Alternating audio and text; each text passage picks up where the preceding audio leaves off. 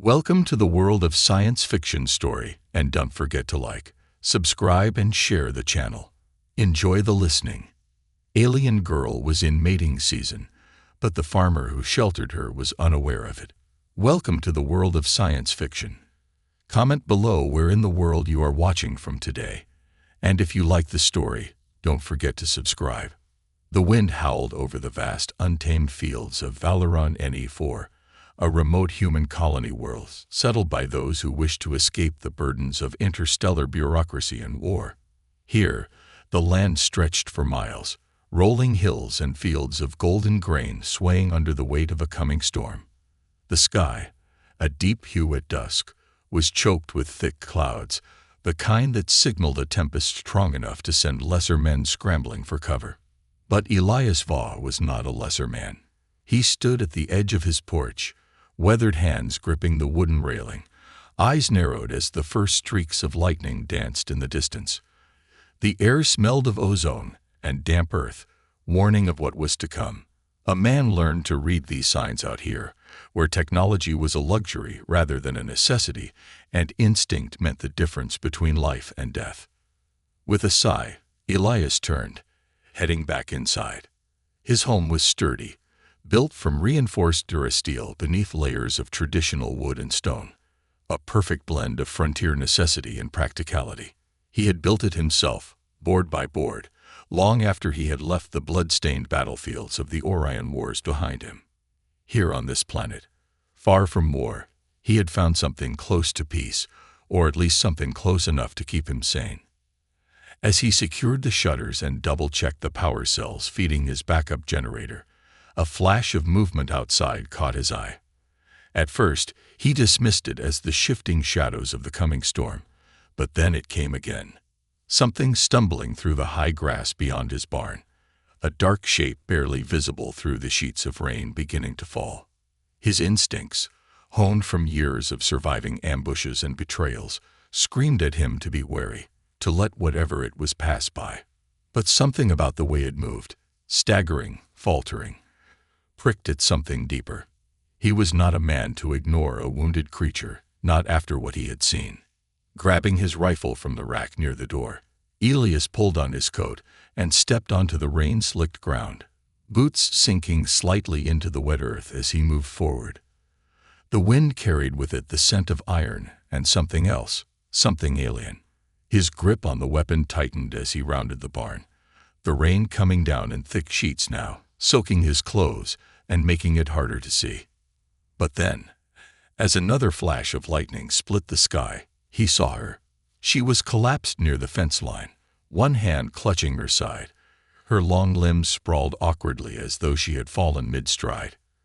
Her skin, deep violet even in the dim light, gleamed with rain and sweat, her body barely covered by what remained of a torn, form-fitting suit of dark armor. Her face was striking, high cheekbones, and sharp, almost feline features, golden eyes half-lidded with exhaustion. Even in this battered state, she radiated a kind of dangerous beauty, something primal and untamed. But more than that, she was injured. Blood, dark almost black in the rain, seeped from a wound on her side, pooling beneath her. Elias lowered his rifle slightly but did not relax. His first thought was that she was some kind of scout or fugitive, but she didn't look like any pirate or mercenary he had ever seen. And if she was running from someone, that meant trouble was close behind. He crouched beside her, brushing wet strands of white-silver hair from her face. Her skin was burning hot despite the cold rain, her breathing shallow. "Can you hear me?" he asked, voice firm but not unkind. For a long moment, she didn't react. Then her eyes flickered open, locking onto his with a sharp, almost feral intensity. Her lips parted as though she wanted to speak, but no words came. Instead, she jerked, trying to push herself up, her muscles shaking with the effort. "Easy," Elias muttered, pressing a steadying hand against her shoulder.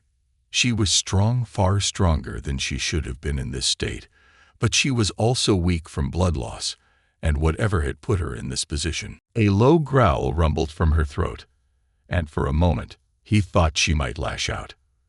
But then the fight seemed to drain from her body sagging as she lost the battle against exhaustion. Whatever instinct she had that told her not to trust him was failing, her body betraying her need for help.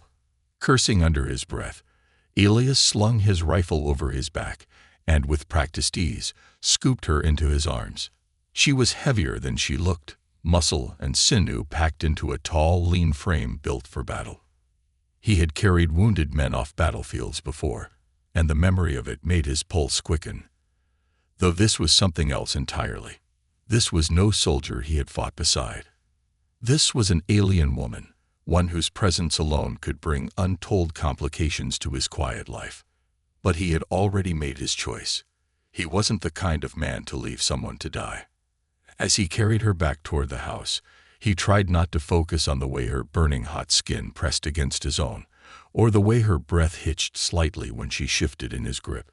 Whatever had brought her here, whatever she was running from, it wasn't over, and something deep in his gut told him this was only the beginning. Inside, he laid her down on the old leather couch near the fire, the dim glow of the embers casting flickering shadows over her features. Her breathing was steady but ragged, her body too still for comfort. He worked quickly, grabbing his medkit from the shelf and setting to work. The wound on her side was deep but not fatal.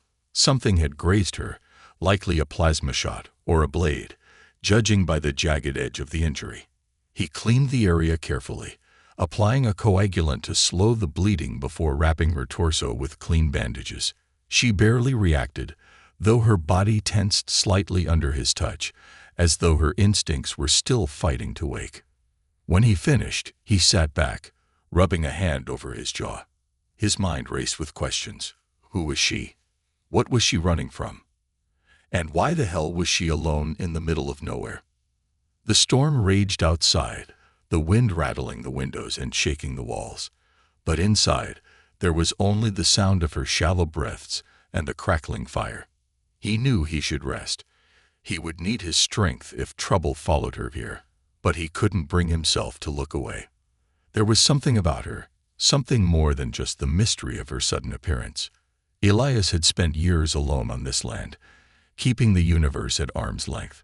But now, as he watched over the unconscious alien woman in his home, he knew without a doubt that the universe had just come crashing down at his doorstep, and it wasn't going to leave without a fight. The storm raged through the night, hammering against the wooden walls of the farmhouse with a fury that rattled the glass panes. Rain lashed the roof in heavy sheets, and thunder rolled across the sky like the drums of an advancing army. Elias sat in his worn-out armchair near the fire, watching the alien woman with sharp, calculating eyes, his rifle leaning against the table beside him. His instincts, the same ones that had kept him alive through countless battles, told him she was dangerous, even in this weakened state. But there was another feeling there, one he couldn't quite place, something that gnawed at the back of his mind like a whisper lost in the wind. She didn't seem like a threat, not yet anyway. But that could change the moment she woke up. Her breathing was slow and measured, the faint rise and fall of her chest barely visible beneath the bandages he had wrapped around her. She hadn't stirred since he had brought her inside, and while he knew she was alive, he couldn't shake the feeling that something was wrong. Her body was burning up, heat radiating from her in waves despite the cold air that seeped through the cracks of the farmhouse. He had seen fevers before, infections that could claim a man in the dead of night, but this felt different, unnatural somehow. Elias leaned forward, resting his elbows on his knees as he studied her face. Even in her battered state, she was striking, almost otherworldly in a way that made his gut tighten with unease. Her skin, a deep violet that seemed to shimmer under the dim firelight, was smoother than any human's, marred only by the faint scars that ran along her arms and jawline. Marks of a warrior, if he had to guess. Her silver-white hair was damp, strands clinging to her forehead, and he had to resist the strange urge to brush them away. The golden hue of her eyes had been the last thing he had seen before she lost consciousness, and the intensity in them had made him hesitate, just for a moment. There had been fear in them, but not the kind of fear he expected. It wasn't the terror of prey caught in a trap. It was something else, something deeper. A sharp inhale broke the silence, and Elias tensed, his fingers twitching toward the rifle before he forced himself to relax. The woman's eyes fluttered open, unfocused at first before they locked onto him with the sharpness of a blade being drawn. Her body stiffened, and he could see the tension coil through her muscles as she took in her surroundings. For a long moment, neither of them moved, the only sound between them the distant howling of the wind outside. Then, with a sudden burst of energy, she tried to push herself up, only to grimace in pain as her wound protested the movement. "Easy there," Elias muttered, his voice low and steady. "You're hurt. Moving around like that isn't going to do you any favors." She didn't respond immediately, her golden eyes flickering to the bandages around her torso before returning to his face. There was a sharpness to her gaze, a silent calculation happening behind those alien features, as if she was assessing whether or not he was a threat. Her breathing was labored, her lips slightly parted as if she wanted to speak but couldn't find the words. When she finally did, her voice was rough, edged with something he couldn't quite place. "Where am I?" Her accent was thick, her words clipped but understandable. Elias leaned back in his chair, watching her carefully. "You're on my farm. Valorant 4. He studied her reaction, but she gave nothing away. "I found you half dead outside my barn, bleeding out. Figured leaving you there would have been bad manners." Her brow furrowed slightly, and she exhaled through her nose, glancing away as if trying to piece something together in her mind. He could see the way her hands clenched into fists, how her shoulders tensed with frustration. She was still weak, but there was a fire in her, something fierce beneath the surface. "You're human," she stated, her tone more certain this time. Elias smirked slightly. "Last time I checked." She inhaled deeply, as if testing the air, and something in her expression flickered, something unreadable. Her gaze snapped back to his, and there was an intensity there that made his skin prickle. "You should not have helped me," she said, her voice lower this time. "It was unwise." Elias scoffed, shaking his head as he reached for a metal cup on the table beside him, taking a slow sip of water before answering. "Yeah, well, I've been called worse than unwise before. Didn't seem right to leave you out there to die. What kind of man would that make me?" She studied him for a long moment, and he could feel the weight of her gaze pressing against him, as if she were trying to understand something about him that didn't make sense. Eventually, she shifted, wincing slightly as she moved to sit up more properly. He could see the effort it took, how her body trembled from exertion, but she was stubborn. He could respect that. "My name is Zyra Lynn," she said finally, her voice still hoarse but steady. Elias nodded, setting the cup down. "Elias Vaugh." A strange silence settled between them, thick with unspoken questions. He wanted to ask what had happened to her, who she was running from, and why she had been bleeding out in the middle of nowhere, but he knew better than to push too soon. He had seen enough wounded soldiers in his time to know that some wounds weren't just physical. Instead, he stood, stretching slightly before moving toward the small kitchen area, grabbing another cup and filling it with water from the purifier. He walked back over, handing it to her without a word. She hesitated for a moment before taking it, her fingers brushing against his briefly. Her skin was still hot, too hot, but she didn't seem fevered in the traditional sense. He made a mental note of it, filing it away for later. She drank slowly, her throat working as she swallowed, and when she finally lowered the cup, she let out a slow breath. "You should not involve yourself in this, Elias Vaugh." He raised a brow. "Funny, seems like I already have." She stared at him for a long time, as if weighing something heavy in her mind. Finally, she set the cup aside and shifted, resting her back against the couch. "There are those who will come looking for me. They will not care that you helped me. They will kill you for it." Elias didn't flinch. Instead, he crossed his arms, tilting his head slightly. "Let them try." Zyra's eyes flickered with something. Surprise, maybe, but she didn't argue. Instead, she exhaled, and closed her eyes briefly, as if gathering her strength. The storm outside was beginning to lessen, but inside, Elias knew things were just getting started. He had invited trouble into his home, and he wasn't the kind of man to back down now. He didn't know who Zira was running from, but one thing was clear: whoever they were, they had just made themselves his problem too. And Elias Vaugh wasn't a man who took kindly to threats. The morning came slowly, dragging the last remnants of the storm away with the creeping light of dawn. The air was thick with the scent of wet earth, the fields outside glistening with moisture as the first rays of sunlight broke through the dissipating clouds. Elias sat on the edge of his porch, one boot resting against the wooden railing as he drank his coffee in silence, steam curling into the cool air. The night had been long, filled with restless thoughts and the quiet breathing of the alien woman inside his home. Zira Lynn. He rolled the name over in his mind, testing it, trying to decide what to make of her. She was still a stranger, an enigma that had landed bleeding and battered on his land. And yet there was something about her, something that told him this wasn't just a simple case of a fugitive on the run. His instincts had been honed over years of war, sharpened to a fine edge by the brutality of the Orient conflict. He knew the feeling of being hunted, of having unseen eyes watching from the shadows, and something about this whole situation made his gut twist in a way he didn't like. Whoever she was running from, they weren't amateurs. If they had the technology to track her across planets, they wouldn't just give up. They'd come looking. He could feel it in his bones.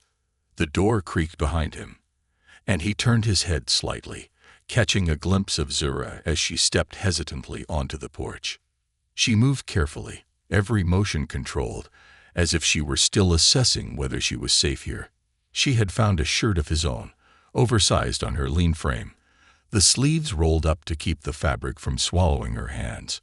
Her posture was stiff, her expression unreadable, but she no longer looked like she was on the verge of collapse. That, at least, was an improvement. Elias took another sip of his coffee before nodding toward the empty chair beside him. "Figured you'd be up soon," he said, keeping his voice even. "You hungry?" Zira hesitated before stepping forward, moving with an unnatural grace despite her injuries. She lowered herself into the chair with slow precision, her golden eyes scanning the horizon as if expecting to see something lurking just beyond the tree line. When she finally spoke, her voice was quieter than before, lacking the sharp edge it had held the night before. "I do not require food in the same way you do," she said, though there was a flicker of something in her expression. Hesitation, maybe, but I would not refuse it. Elias smirked slightly, nodding as he stood, stretching briefly before heading inside. The kitchen was small but efficient, stocked with the bare essentials he needed to get by. He wasn't much of a cook, never had been, but he knew how to prepare a decent meal when the situation called for it. He cracked a few eggs into a pan, letting them sizzle as he pulled some leftover bread from the cupboard, toasting it on the old iron stovetop. The scent of food filled the space quickly, mingling with the faint traces of rain still clinging to the air. When he returned to the porch, Zira was still sitting there, unmoving, her gaze locked on the distant tree line. He set the plate down in front of her, watching as she studied it for a long moment before finally picking up a piece of the toast, examining it with something almost like curiosity. "You act like you've never seen bread before," Elias muttered, taking his own plate and leaning back in his chair. Zira took a slow bite, chewing thoughtfully before speaking. "I have consumed rations, nutrient compounds, functional sustenance." She paused, then added almost as an afterthought, "This is different." Elias chuckled, shaking his head. "Yeah, well, welcome to real food. Ain't fancy, but it'll keep you standing." A silence stretched between them, but it wasn't uncomfortable. If anything, it was oddly companionable, the kind of quiet that came when two people didn't feel the need to fill the space with meaningless words. Zira ate slowly, her body still tense, but there was something in her posture that had shifted, something almost less guarded. After a while, Elias set his plate aside and folded his arms, turning to look at her fully. "You want to tell me who's after you?" His voice was calm, but there was no mistaking the weight behind the question. Zyra's grip on the piece of bread tightened slightly, and for a moment he thought she wouldn't answer. But then she exhaled, setting the toast down on the plate and turning to face him properly. "The Valry Dominion does not take kindly to deserters," she said finally, her tone measured, careful. "I was once among them, a war maiden, a soldier of high standing." She paused, her fingers curling slightly against the wood of the chair. "I left." Elias raised a brow, considering that. He had heard of the Valry before, an empire built on conquest and bloodshed, their warriors renowned for their strength and brutality. If she had truly been one of them, that meant she was more than just another lost soul running from a past mistake. It meant she was valuable, and that made things even more complicated. "They want you back," he guessed, watching her reaction. Zyra's jaw tightened. "They want to make an example of me." Elias nodded slowly, rubbing his jaw in thought. "And let me guess, whatever got you shot up and bleeding out in my field wasn't just bad luck." Her silence was answer enough. He sighed, leaning back with a low grunt. "Well, that's just perfect." Zyra glanced at him, something wary in her expression. "You do not have to be involved in this, Elias Vaugh. I will not stay here long." Elias let out a dry chuckle, shaking his head. "Lady, I hate to break it to you, but I already stuck my damn foot in this mess. You think whoever is hunting you is just going to politely ignore the fact that I picked you up and patched you up?" He shook his head, taking another sip of his now cold coffee. "Nah, I'm already on their list, whether I like it or not." Zyra didn't respond immediately, but he could see something shift in her eyes, something close to understanding, maybe even reluctant respect. After a long pause, she spoke again, quieter this time. "I did not expect kindness." Elias shrugged. "Yeah, well, people like to underestimate us humans." He glanced at her, smirking slightly. "That usually works out in our favor." She studied him for a moment. Then, almost imperceptibly, she nodded. It was a small thing, a barely noticeable movement, but Elias caught it. The storm might have passed, but trouble was still coming, and Elias had never been one to run from a fight.